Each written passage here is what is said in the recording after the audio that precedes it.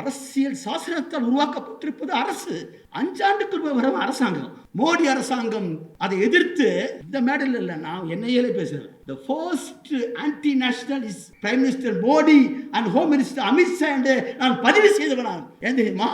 இந்த தேசத்துடைய அடிப்படை கட்டமைப்பை தயாரிப்பதற்காக கொண்டு வந்த விவசாயிகள் பாலகிருஷ்ணன் தமிழ்நாட்டில் பூரா திரட்டினார் போறான். 700 பேர் ஈகம் செய்தார்கள். நின்னா தெருவில் நின்று போராடினான். யோகேந்திர சொன்னாரு, சோவியத் யூனியன் வந்தது, யுகோஸ்லேவியா வந்து வீழ்ந்தது. ஆனா இந்தியா நின்று கொண்டிருக்கிறதற்கு காரணம் அம்பேத்கர் உருவாக்கியிருக்க அரசியல் சாசனம் தான். அதுல பங்கு பல பேருக்கு உண்டு.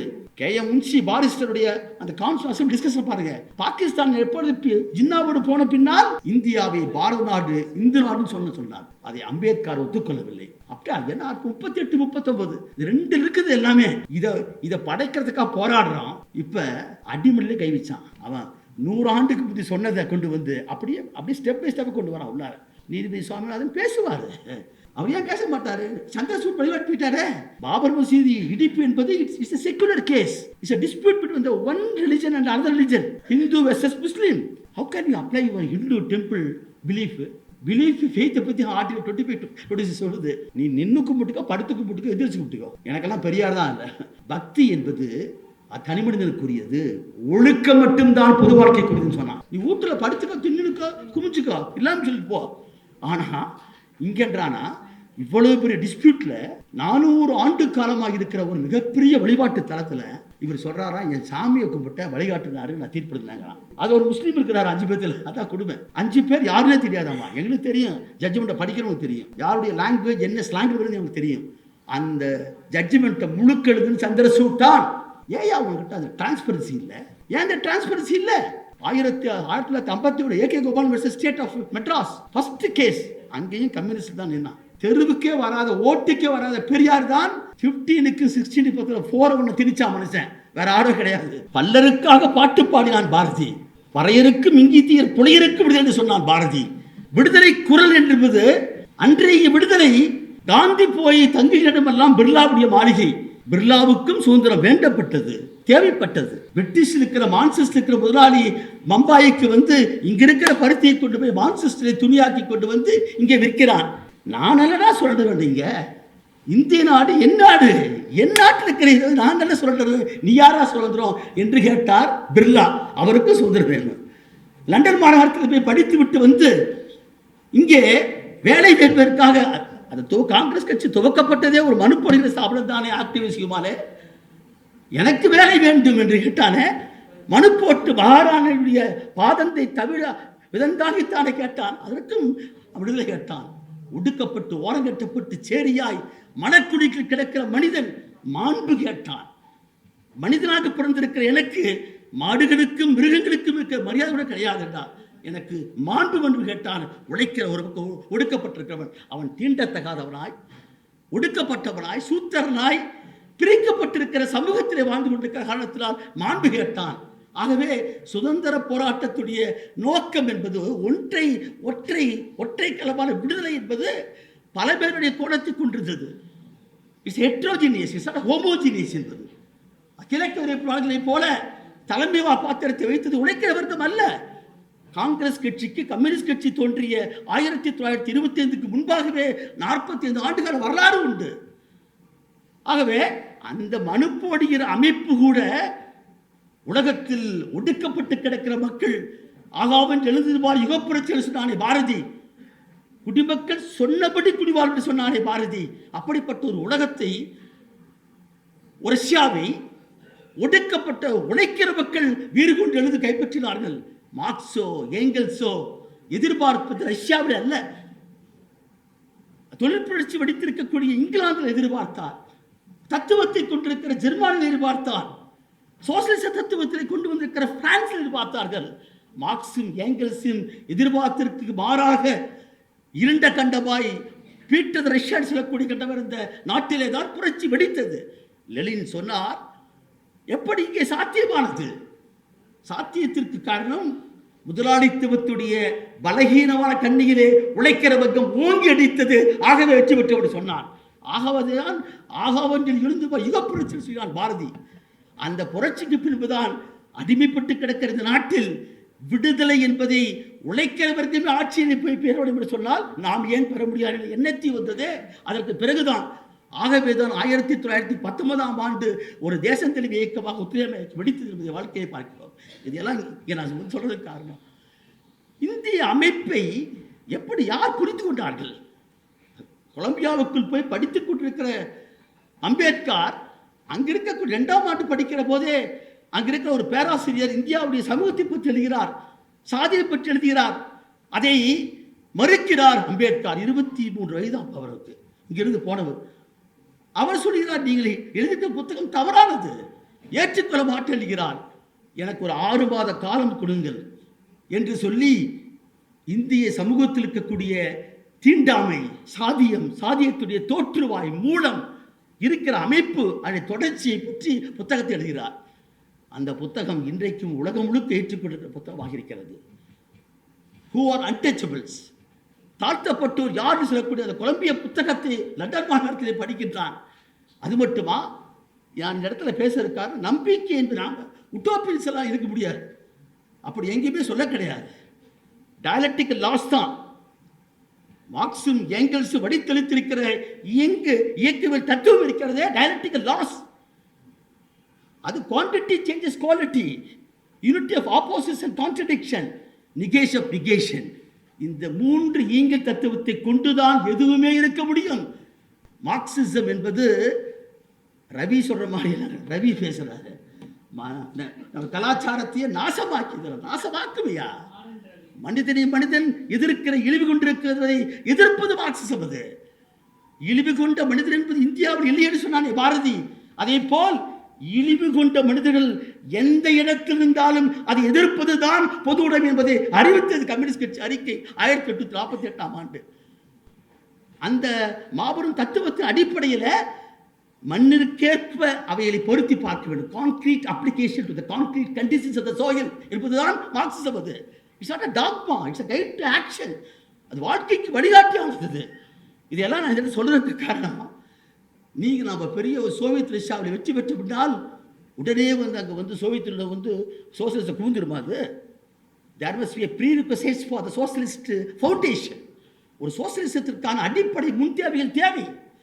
ஆகவே தான் எடுத்தோன்னு அறிவிச்சார் Lenin, peace on land and peace on decree. எடுத்த உடனே அமைதிக்கான ஒப்பந்தம், இந்த பீஸ் ஆன் லேண்ட் போட்டான். எலக்ட்ரிஃபிகேஷன், மின்மயமாக்குதல், ஒரு புதிய பொருளாதார கொள்கையை வைத்தார். ஆகவே தான் சோவியத் யூனியனிலே சோவியத் மண்ணுக்கேற்ப, ஏன்னா அது உடனே வந்துடல, 1904 ஒரு புரட்சி வெடித்தது. It's a regressal of the revolution என்று சொல்கிறார். 1889 பிரெஞ்சு புரட்சி வெறும் 81 நாட்களில் மட்டும் வீழ்ந்தது. உழைக்கிற வர்க்கம் மட்டும் வெற்றி பெற முடியாது, அடக்கப்பட்டு ஒடுக்கப்பட்டு கிடக்கிற மக்களை இணைத்துக் கொள்ள வேண்டும். தனது அடிமைகளில் உடைத்துக் கொண்டே இதர ஒடுக்கப்பட்ட மக்களையும் இணைப்பதுதான் உழைக்கும் வர்க்கத்தில் வேலை என்று சொன்னார். ஆகவே தொழிலாளி வர்க்கம் முன்னேறிய வர்க்கம், டிரைவிங் ஃபோர்ஸாக இருக்கலாம். தன்னோடு இருக்கிற விவசாயிகளை இணைத்துக் கொள்கின்ற பாடத்தை படிக்கிறான். மார்க்சிசம் லெனினியத்தோடு சேர்ந்து பேசப்படுகிறது கேட்டால் அதை நடைமுறைப்படுத்தி காட்டிய பெருமை லெனின் மகாபுருஷனுக்கு உண்டு. அதே போலவே தான் இந்தியாவிலே போகிற போக்கில் இல்லை, போகிற போல இப்போ நம்ம பேசுகிறோம் யூனிவர்சல் பிரான்சைஸ். அமெரிக்காவிலே கிடைக்கவில்லை, இங்கிலாந்திலே கிடைக்கவில்லை, ஆனால் இந்தியாவிலே ஒரே ஒரு வகையில் யூனிவர்சல் பிரான்சைஸ் வார்த்தையை போட்டோம். Those who attained the age of 21 years have got a universal franchise. ஆணுக்கும் பெண்ணுக்கும் சமமான வாக்குரிமை கொடுத்த நாடு உலகத்திலேயே இந்தியா. அது அரசியல் சாசனம் பதிவு வைக்கிறாங்க. சாதாரணமான கணிப்பா அந்த வாக்குரிமை மையம் நமக்கு தெரியாது. அது வேற விஷயத்தான் அறிவியாக பேசினார். இந்தியன் பொலிட்டிக்கல் தியரியை பற்றி பேசுகிற போது ரொம்ப அருமையான சொல்ல பேச்சு. Inspiring, really inspiring, thought provoking, kindle the minds of the youngsters. What to do now? Thomas Alva Edison கண்டுபிடிச்ச புத்தகம், இந்த பல்பை வேண்டாம் என்று சொல்லிவிடுமா? இந்த மின்சாரத்தை நாம் ஒதுக்கிவிட முடியாது, ஆர்டிஃபிஷியல் இன்டெலிஜென்ஸ் ஒதுக்கிவிட முடியாது. இது விரும்பினாலும் விரும்பாவிட்டாலும் வந்து கொண்டே இருக்கும். உற்பத்தி சக்தியுடைய வளர்ச்சி என்பதை எவராலும் தடுக்க முடியாது. மனித சமூகத்தினுடைய மாற்றத்திற்கு அடிப்படை காரணமே கருவி என்று சொல்கிறான் கார்ல் மார்க்ஸ். எப்படி மனிதனாக மாறினான்? மனிதனை மாற்றியது உழைப்பு, கருவி, இயற்கை. இந்த மூன்றையும் கொண்டிருப்பது தான் material production is a basis of human society என்று சொன்னார். பொருள் உற்பத்தி தான். வெறும் கையை தூக்கி அடித்தவன், கல்லை தூக்கி அடித்தவன், அந்த கல்லிலிருந்து தொடங்கிய வாழ்க்கை தான் இன்றைக்கு கம்ப்யூட்டராக மாறி இருக்கிறது. அந்த வரலாற்றிலே தான் புராதன புதுவுடைமை சமுதாயம், அடிமை சமுதாயம், நில உடைமை சமுதாயம், சக்கரத்துக்கு பின்னால் முதலாளித்துவ சமுதாயம், அது வளர்ந்து ஏகாதிபத்தியம், மாறிபட்டலை, ஃபேசிஸ், இப்படியெல்லாம் வளர்ந்திருக்கிற காட்சியை பார்க்கிறோம். இதெல்லாம் இந்த சொல்கிற காரணம் history is history of class ஆரம்பிக்கிறது. கம்யூனிஸ்ட் கட்சி அறிக்கை தொடக்கமே தான். History is history of class struggle.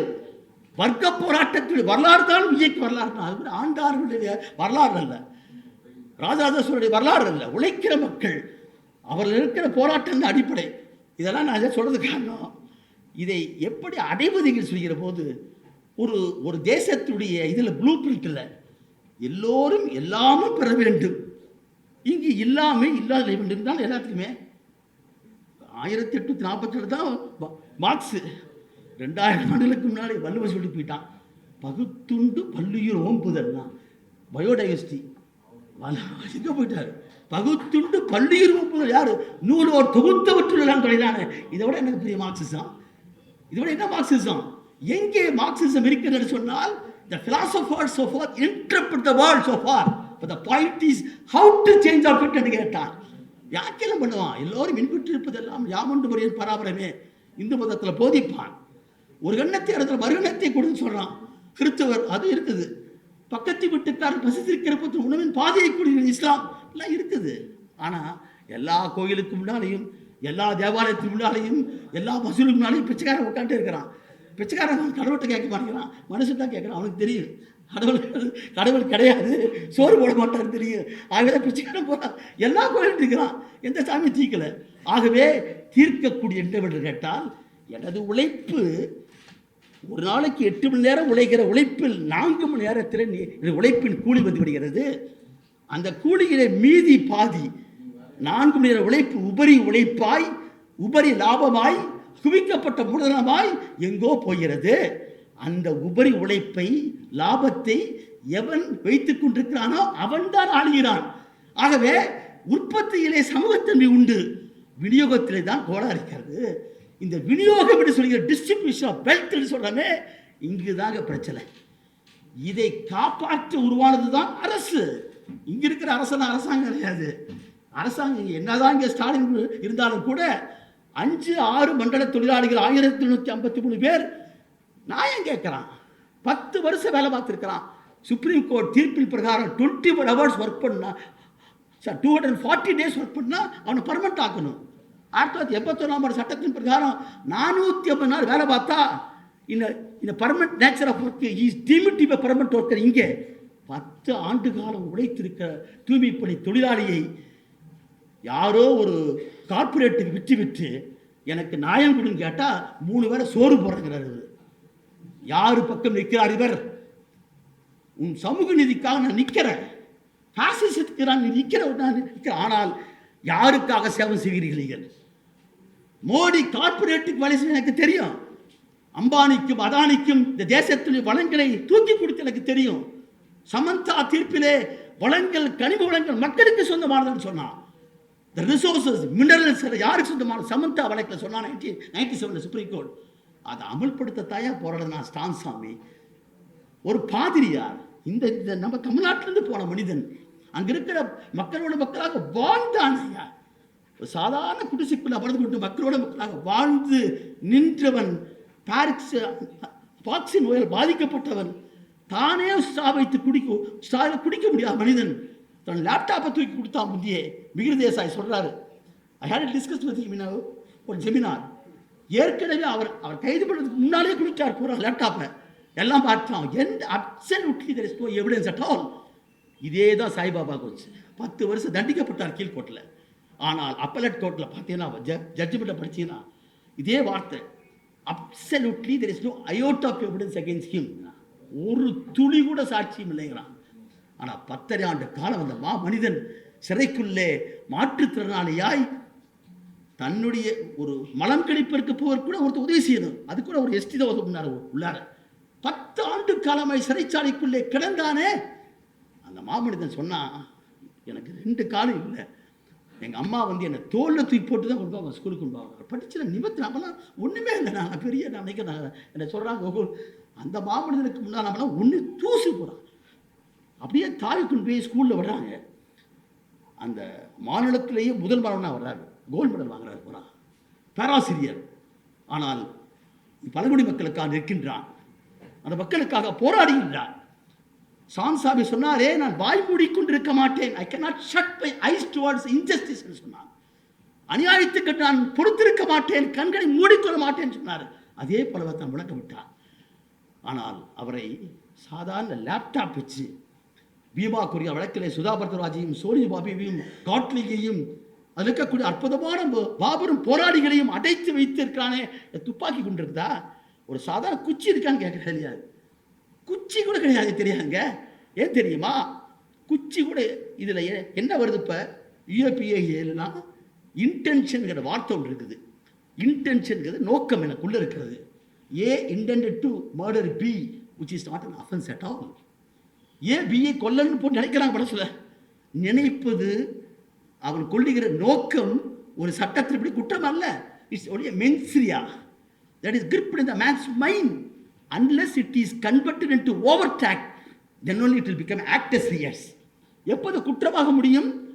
Any act or omission prohibited by law for the time being enforced இந்திய தண்டனை சட்டத்தில். அந்த நோக்கம் நடைமுறையில் வந்து செயல்படணும். அது செயல்படாமல் கூட போகலாம், அட்டம்ப்ட் தான் போதும். ஆனால் நினைச்சாலே குற்றம் என்பது தான் 124A. அதில் தான் பாடகங்கள் தலைவரை போட்டான், காந்தியை போட்டான். காந்தி மேலே போட்ட 124ல் வந்து பிரிட்டிஷில் வந்து பெட்டி ஜட்ஜு அப்படியே வந்து காந்தி வர்றாரு. அவரை பார்த்து எந்திரிச்சிக்கிறான் ஜட்ஜு. அப்புறம் உட்காந்து சொல்கிறாரு, ஐயா உங்களை பார்த்தா உலகம் பூரா உங்களை போராட்டாங்க, எனக்கும் பெருமை உண்டு, தயவு செய்து கொஞ்சம் வச்சுக்கியா, எனக்கு இருக்கிற பவரை வச்சு உங்களுக்கு குறைச்சி தரங்கிறான்.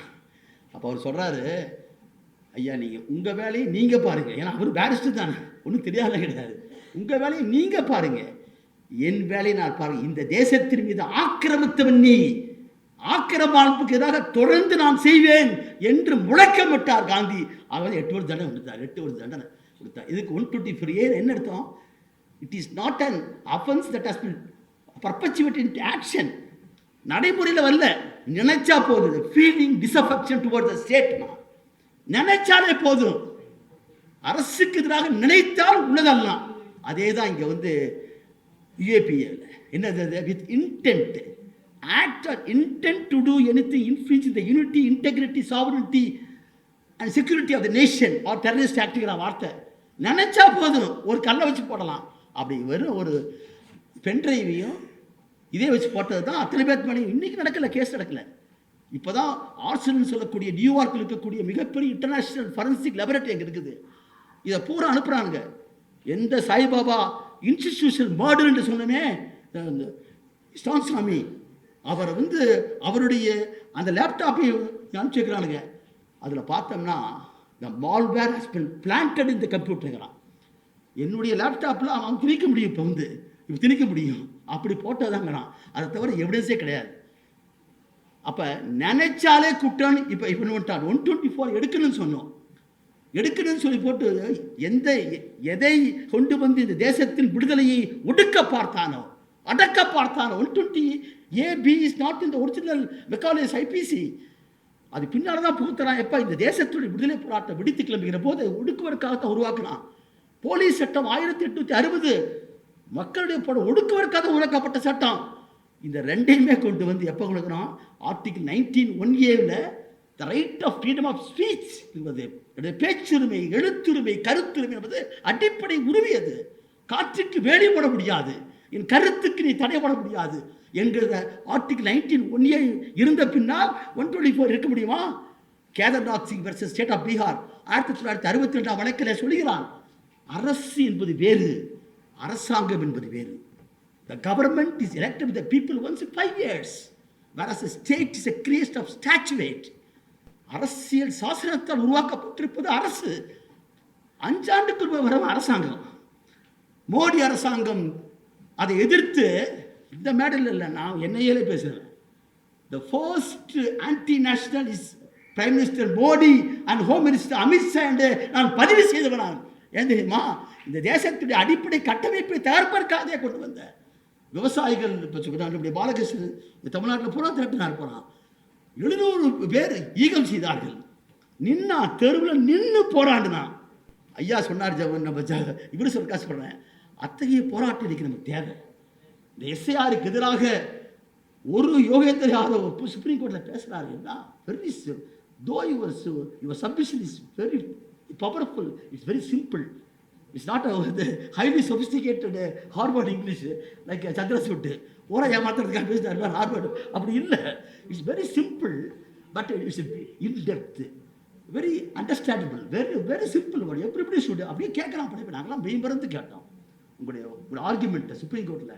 அங்கே கபில் சிபல் தான் பேசுவார், ஹரிஷா தான் பேசினார், யோகேந்திர யாதவும் சிறப்பாக பேசுவார்கள் நிரூபித்து காட்டிய மாமனிதன் உங்கள்கிட்ட போகிறார். அப்படியே பேசும்போது பார்க்கணும். எடுத்து பெரிய சைக்காலஜிஸ்ட் ஐஎம் கன்சியூமர்ங்கிறார். அதில் ஐஎம் கன்சியூமர் ஒரு வார்த்தை பாருங்க, ரொம்ப அற்புதமான விஷயம். My money my account, my money my account. அதான் ரைட் இன்ஃபர்மேஷன் ஆக்ட் நம்ம அருணாராய் கொண்டு வந்தது. எனது பணம். உழைக்கிற மக்கள் காலை எழுந்து மாலை இரவு வீட்டுக்கு படுக்கைக்கு போய் கொடுக்கிற அத்தனை சொத்திலையும் எனது வரிப்பணம் அடங்கியிருக்கிறது. ஆகவே எனது பணம் எனது உரிமை கேட்கறது. அதான் வந்து ஆட்சி. ஆகவே கேட்டார், போய் கேட்டார்.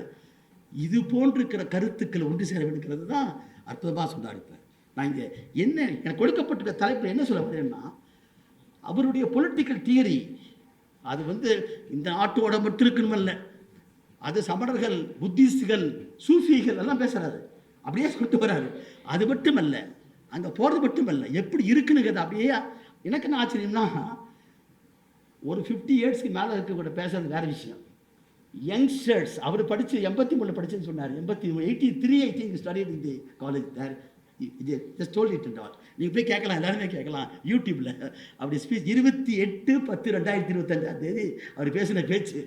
What a beautiful speech that we have to really hear. The youngsters, ஜேஎன்யூவில் இருக்கக்கூடிய மாணவர்களை இணைத்து பேசின பேச்சு அது. அது அப்படி இருக்க வேண்டும். தாட் ப்ரொவோக்கிங் தான் எனக்கு ஒரு எப்படி ஸ்டீஃபன் ஹாக்கிங்ஸ் இந்த மனிதன் 27 வயசில் போயிடுவான்னு சொன்னான். 2 ஆண்டுகள் தாங்க மாட்டான்னு சொன்னாங்க. 72 ஆண்டுகள் நான் நாக்கும் மூளையும் மட்டும் சரியாக இருக்கும்னு கேட்டப்பட்டால் இருந்தானே ஹிஸ்ட்ரி ஆஃப் டைம்ஸ் எழுதினானே. கடைசியாக இருந்த புத்தகம் brief answers for the big questions. அதை முடிக்கல, அவர் டாக்டர் தான் முடித்தா. அந்த புத்தகத்தை படித்தா ஹீஸ் எத்திஸ்ட், நாத்திகனாக இருக்கிறார். உண்மையை சொல்லுவன் எப்போதுமே நாத்தினாகத்தான் இருப்பான் என்பதை உலகம் நிரூபித்துக் கொண்டிருக்கிறது. ஆல்பர்ட் ஐன்ஸ்டீன் ஆகட்டும், ஸ்டீஃபன் ஹாக்கிங்ஸ் ஆகட்டும், யாராக இருந்தாலும் சரி. ஏன்னா ட்ரூத் என்பது எப்படி போய் பிடிக்கிறது, எப்படி போய் பிடிக்கிறது? ஃபேக்ட் பார்ப்பேன். ஃபேக்ட் நான் வந்து வக்கீல்களாக சொல்ல வரேன். ஃபேக்ட் என்ன? Fact is different from truth. ஃபேக்ட்டுங்கிறது பொறுமை. What is fact? A thing, a state of thing, a relation of thing being perceived by சென்சஸ்கிறான். ஐம்புலன்களால் அறியக்கூடிய ஒன்று, பார்ப்பதும் கேட்பதும் தொடுவதும் நுகர்வதும் உணர்வதும். 5 இது புறவகை பண்பாடு. இன்னொன்று இருக்குது முக்கியமாக, the mental consciousness. An ordinary prudent man has. அது என்ன mental consciousness? நான் கடவுள் இருப்பதாக எனக்கு கற்பிக்கப்பட்டிருக்கிறது. சாதி என்ற ஒன்று இன்னும் கற்பிக்கப்பட்டிருக்கிறது. இந்த கற்பிதத்தை உடைக்கவும் முடியாது, அதை உடைச்சாதான் முடியும். அதைத்தான் கோகுல்ராஜ் கேஸில் சொன்னேன். தூக்கு தண்டனை வேணுமா? நான் ஒத்துக்க மாட்டேன். தூக்கு தண்டனைக்கு நான் ஒத்துக்க மாட்டேன். நான் கம்யூனிஸ்ட் கட்சி சார்ந்து இருக்கிறேன். But as a prosecutor, I must to fight for the maximum punishment. But I can say only before this honorable court, the quotations of Ambedkar. என்னது? நம்மை சுற்றிலும் இருக்கிற வேலிகளை உடைக்கலாம், நம்மை சுற்றிலும் இருக்கிற சுவர்களை உடைக்கலாம். ஆனால் நம்மோடு கற்பிக்கப்பட்டிருக்கிற கற்பிதம் வைக்கிறதே the mental attitude. சாதி என்பது நோய், நோய் நிலையது. அந்த நோயை போக்காம முடியாது. எனக்கு தேவை ஒரு யுவராஜ் தூக்கில் போடுறதல்ல, இன்னொரு யுவராஜ் உருவாகக்கூடாது என்பதுதான் முக்கியம் சொன்னாங்க. அப்படி சொன்ன போது தான் அவர் அவனை வந்து காரக்கிரகத்துக்கு அடைத்து வைத்து சாகிறவரை எந்த விதமான தளர்வு கொடுக்காமல் இறுதி வரை இந்த சமூகம் சமத்துவமாகிறத பார்க்கணும்னு சொன்னான். அதே மாதிரி கொடுத்தாரு. இப்போ நீங்கள் எங்கே சொல்லணும்னா, இந்த சமத்துவத்தை படைக்கிறது தான் நம்முடைய அரசியல் சாசனம். Equality before law, equal protection of லான்ற வார்த்தையை வச்சாரு. No discrimination on the basis of caste, creed, sex, religion and place of birth வச்சானே. Untouchability has been eradicated, abolished சொன்னாரு. Right to live life and liberties article 21. இவைகள் எல்லாம் எப்படி சேருது? நான் பெரிய மார்க்சிசத்துக்கு பற்றிலாம் போக மாட்டேன். இந்தியாவுக்குள்ளார ஒரு காலத்தில் அப்படி நினச்சிட்டு நாங்களாம் போக மாட்டேன் நான். அதான் ஒரு யோகேந்திரா சொன்னார், சோவியத் யூனியன் வந்தது, யுகோஸ்லேவியா வீழ்ந்தது. ஆனால் இந்தியா நின்று கொண்டிருக்கிறதற்கு காரணம் அம்பேத்கர் உருவாக்கியிருக்க அரசியல் சாசனம் தான். அதில் பங்கு பல பேருக்கு உண்டு. KM முன்ஷி பாரிஸ்டருடைய அந்த கான்ஸ்டியூஷன் டிஸ்கஷன் பாருங்க. பாகிஸ்தான் எப்பொழுது ஜின்னாவோடு போன பின்னால் இந்தியாவை பாரத நாடு, இந்து நாடுன்னு சொன்னார். அதை அம்பேத்கர் ஒத்துக்கொள்ளவில்லை, நேரு ஒத்துக்கொள்ளவில்லை. காந்தி எப்பயுமே பின்னால் இருக்க. காந்தி சொல்லாம நேரு பேச மாட்டாரு. இந்த நாட்டில் பிறந்திருக்கிற அத்தனை பேருமே இந்தியர்கள் தான், இது இந்து நாடு அல்ல என்று சொன்னார்கள். அதான் ஆர்டிகல் 5 to 11. ஆர்டிகல் 5 to 11 என்ன? சிட்டிசன்ஷிப். இப்போ சொன்னாங்க குடியுரிமையை பற்றி இவ்வளோ பேசுகிறேமே, குடிமக்கள் சொன்னபடி குடிவாழ்வுன்னு சொன்னான் பாரதி. அப்போ நாடு சுதந்திரமே கிடைக்கல. அந்த ஆனந்த பல்லுப்பாடுன்னு சொல்லி போயிட்டான். நான் ஆனந்தம் அடைந்து விட்டோம் அப்படின்னு சொல்லிவிட்டான். அம்பேத்கர் அதே மாதிரி அன்டச்சபிள் ஹஸ் பீன் இராடிகேட்டட்னு சொன்னானுங்க. தீண்டாமை ஒழிக்கப்பட்டு விட்டேன்னு சொன்னாங்க. எப்படி சாத்தியது? முன்னாலே எப்படி சொல்ல, அப்படியே புறையோடி கிடைக்கிறது. பக்கத்தில் அமர்ந்து பேசிய காரணத்திற்காக வெட்டி கொள்றாயா? கவின் மருத்துவ அந்த பையன் கவின்கிற பையனை 18 வெட்டு வெட்டுறான். அவன் யார்? 1.5 லட்ச ரூபா சம்பளம் வாங்குறான். இங்கே அவன் தம்பி வாங்குறான். அப்பா அம்மா டீச்சரு, அப்பா BA படித்த விவசாயி, எந்த விதத்திலும் குறைந்தவன் அல்ல அவன். அப்போ எங்கே நாம் இந்தியாவை பார்த்தோம்னா அதைத்தான் சொன்னான். ஒரு மனிதன் ஒரு மதிப்பு வாழணும். ஒரு மனிதன் ஒரு ஓட்டு இருக்குது, அந்த ஓட்டுக்குரிய மரியாதையும் பல பேர் தெரியல.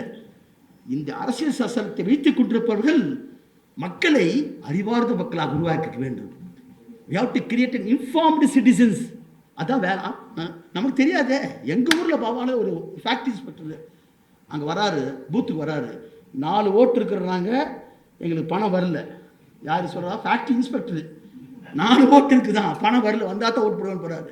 படித்தவனே அப்படி இருக்கும்போது பாமர மக்கள் என்ன செய்வாங்க? ஆகவே இங்கே என்னன்னா, அந்த ஓட்டு, ஒரு மனிதன் ஒரு ஓட்டுங்கிறதை எதிர்த்து மாற்றி பொருளாதாரத்தில் சமூகத்தில் சமத்துவமானதுக்காக ஒரு அஃபர்மேட்டிவ் ஆக்ஷன், ஒரு ரிசர்வேஷன், இன்னைக்கு இருக்கக்கூடிய சட்டங்கள் எல்லாம் கொண்டு வந்து அப்படியே கொண்டு மக்களை சமப்படுத்திருக்கா கொண்டு வரோம். ஆர்டிகல் 38 39 எல்லாத்துக்கும் தெரிஞ்ச விஷயம். என்ன சொல்கிறோம்? All the public institutions should address to the common man, welfare of the state, to minimise the inequality in income of the people. இந்த வார்த்தையை பாருங்க. அப்படியா? என்ன 38 39 இது 2 இருக்குது எல்லாமே. இதை படைக்கிறதுக்காக போராடுறோம். இப்போ அடிமடிலே கை வச்சான். அவன் 100 ஆண்டுக்கு முந்தி சொன்னதை கொண்டு வந்து அப்படியே ஸ்டெப் பை ஸ்டெப் கொண்டு வரான் உள்ளார. நீதிபதி சுவாமிநாதன் பேசுவார். அவர் ஏன் பேச மாட்டார்? சந்திரசூட் வழிபாட்டு போயிட்டாரே. பாபர் மசீதி இடிப்பு என்பது it's a secular case. It's a dispute between the one religion and another religion. Hindu versus Muslim. How can you apply your Hindu temple belief faith பற்றி ஆர்டிகல் 25 26 சொல்லுது. நீ நின்று கும்பிட்டுக்கோ, படுத்து கும்பிட்டுக்கோ, எதிர்த்து கும்பிட்டுக்கோ, எனக்கெல்லாம் பெரியார் தான் இல்லை. பக்தி என்பது தனி மனிதனுக்குரியது, ஒழுக்கம் மட்டும்தான் பொது வாழ்க்கைக்குரியதுன்னு சொன்னாங்க. நீ வீட்டில் படுத்துக்கோ, தின்னுக்கோ, குமிச்சுக்கோ, இல்லாமல் சொல்லிட்டு போ. ஆனால் இங்கேன்றானா இவ்வளவு பெரிய டிஸ்பியூட்டில் 400 ஆண்டு காலமாக இருக்கிற ஒரு மிகப்பெரிய வழிபாட்டு தளத்தில் இவர் சொல்கிறாரா, என் சாமியை கும்பிட்ட வழிகாட்டுனாரு, நான் தீர்ப்படுத்தினாங்களாம். அது ஒரு முஸ்லீம் இருக்கிறார் 5 பேர்த்தில். அதான் கொடுமை. 5 பேர் யாருன்னே தெரியாதாம்மா. எங்களுக்கு தெரியும், ஜட்ஜ்மெண்ட்டை படிக்கிறவங்களுக்கு தெரியும், யாருடைய லாங்குவேஜ் என்ன ஸ்லாங் வருதுன்னு எனக்கு தெரியும். அந்த ஜட்ஜ்மெண்ட்டை முழுக்க எழுதுன்னு சந்திரசூட் தான். ஏயா உங்ககிட்ட அது டிரான்ஸ்பரன்சி இல்லை? ஏன் அந்த டிரான்ஸ்பரன்சி இல்லை? 1957 AK Gopal versus state of Madras first case. அங்கேயும் கம்யூனிஸ்ட் தான் நின்னான். தெருவுக்கே வராத, ஓட்டுக்கே வராத பெரியார் தான் 15க்கு 16 4 திணிச்சா மனுஷன். வேற யாரும் கிடையாது, சும்மாவெல்லாம் கிடையாது. அது மட்டுமா, நீ கோலக்நாத் கேஸ் வருது, பெங்களூர் தேசியமாக்குறாங்க. அப்போ பாட்டு இதே நம்ம இவர் பேசுறாரு, பயங்கரமா பேசுறாரு. இது கான்ஸ்டியூஷன் மொராலிட்டிங்கிற வார்த்தையை போடுறான். அதுக்கப்புறம் தான் வந்ததான் கேசவானந்த பாரதி வழக்கு. The basic structure of the constitution. இன்றைக்கு இருக்கிற சமய சார்பற்ற தன்மை, secularism is that is soul of the country, soul of the nation. ஒரு நாட்டுடைய ஆன்மா அதுதாயா. உலகத்தில் எந்த நாடுகளும் இல்லாத ஒரு பெருமை நமக்கு என்னவென்றால், நீ எந்த என் மதத்தை சார்ந்தது அல்ல என்னை பார்த்து, நீ இந்த தேசத்தில் இருக்கிற அத்தனை பேரையும் சமத்துவ கருத வேண்டுகிறோம்.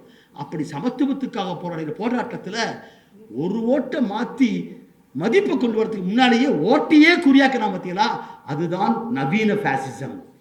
இங்க இருக்கிற பாசிசம் ஜெர்மானிய பாசிசத்தை காட்டிலும் கொடியது. ஜெர்மானிய பாசிசம் யூதர்களை மட்டும்தான் கொன்றான், கொடூரமா கொன்றான். இங்க இருக்கிற பாசிசம் வீட்டுக்குள்ள போய் நின்று நீ சாப்பிட்ற உணவை பார்க்கறான், நீ போடுற உடைய பார்க்கறான், நீ இதைத்தாட திங்கணுங்கிறான். இது கார்பரேட் காவி பாசிசம். அது RSS உருவத்திலே மோடி ரூபத்தில் வந்து இருக்கிறது என்பது இன்றைக்கு எல்லாவற்றையும் துறந்து விட்டு அவர் கடைசி சொன்னார். வந்து யோகேந்திர பிரசாத்துடைய உரையிலே சொன்னார், இன்னைக்கு நான் இன்ட்ராக்ஷன் நினைச்சேன், ஆனால் கொஞ்சம் கருத்தரமாக போச்சு. இல்லைன்னா அவர்கிட்ட இன்ட்ராக்ட் பண்ணவன் நான். Actually I want to interact with you, so many points that I have in mind. அவர் இந்திய ஆகவே அதை அடைவதற்கான போராட்டத்திலே நாம் ஒன்றுபட்டிருப்போம் என்று கேட்டால், மார்க்ஸ் சொல்கிறார், சமூகம் என்பது எப்பொழுதுமே முன்னோக்கித்தான் செல்கிறார். இட்ஸ் அசெண்டிங் ஸ்பைரல் என்ற வார்த்தை போடுறாரு. அது பின்னோக்கி போகாது, பின்னோக்கி இழுப்பதற்கு முயற்சிப்பார்கள். அந்த முயற்சி தான் அவருடைய விலை. ஆனால் we the people of India என்ற வார்த்தையில் அந்த பீப்புளில் வார்த்தையை போடுவதற்கு பேசுகிறாங்க. கான்ஸ்டியூஷன் அசெம்பிளியில் வீத பாரத் போடுறதுன்றாலும் பேசுகிறாங்க. பீப்புள், மக்கள். யார் இந்த மக்கள்? அம்பானியா, அதானியா, அல்ல இங்கே இருக்கக்கூடிய மிகப்பெரிய கற்பனைகளா? அல்ல, மாறாக மக்களிலே எவன் சமமற்று கிடக்கிறானோ, சமமற்று கிடக்கிற ஆதிவாசிகள், சமமற்று கிடக்கிற பழங்குடிகள், சமமற்று கிடக்கிற ஒடுக்கப்பட்டிருக்கிற தலித்துகள், பெண்கள், குழந்தைகள், சிறுபான்மையினர்கள், உழைக்கிற மக்கள், இவர்கள் தான் சமமற்று கிடைக்கிறார்கள். இந்த சமமற்ற மக்களை சமமாற்றுகிற போராட்டத்தின் கருவிதான் அரசியல் சாசனம்.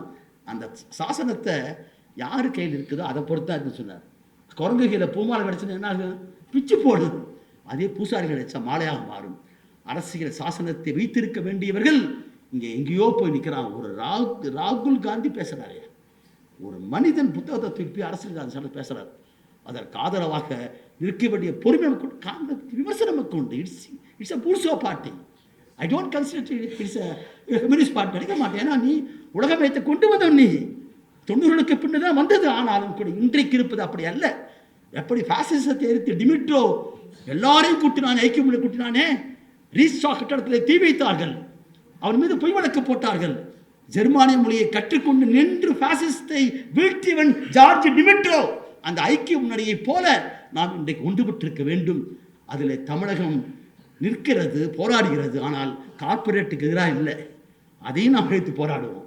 அந்த போராட்டத்திலே யோகேந்திர யாதவ் போன்றிருக்கிறவர்கள், ராகுல் சாஸ்திரி போன்றிருக்கிறவர்கள், ராகுல் காந்தி போன்றிருக்கிற யாராக இருந்தாலும் சரி, அந்த அணியை கட்டுவதும் அதற்கான அறிவுத்தளத்தை ஏற்படுத்தும் நமது கடமை. ஆகவேதான் கை எங்க வைக்கிறான்? அடுத்த தலைமுறையை பற்றி சிந்திக்கிற அறிவுஜீவிகளை உள்ள போடுறான். முடியாட்டுனா கல்புருக்கி போல், நவேந்திர தபோலை போல், கௌரங்கேஷை போல் சுட்டுக் கொள்றான். அப்பேற்பட்ட ஒரு நவீன பாசிசம் இருக்கிறது. அந்த பாசிசத்துக்கான போராட்டத்திலே ஒன்று கொள்வதற்கு விவசாயி வழிகாட்டிக்கிறான். ஒரு 700 நாட்கள். எனக்கு பாலகிருஷ்ணன் மரியாதை எப்படின்னா, எப்படி தயார் பண்ணாங்க போய் கேட்டேன். நம்ம தோட மகேந்திரன் அங்கே உட்காந்துருந்தார். ஒரு ஆண்டுக்கு முன்னே தயார் பண்ணாங்க. அது மாதிரி கிராமம் கிராமா இந்த மக்கள் படை, அறிவார்ந்த மக்கள் படை கிராமத்துக்கு செல்லுங்கள். டீ கடையில், பாபிள் ஷாப்பில், கடைகளில், தெருக்கல்ல அமர்ந்து கொண்டு சொல்லுங்கள். லெனின் சொன்னார், an idea will become a material force when it grips the minds of the people என்று சொன்னான். ஒரு கருத்து எப்போதாக அது பௌதிகமாக மாற வேண்டும், மாறுவதற்கான ஒரு களமாக இது அமையும் என்று சொல்லி முடித்துள்ளேன்.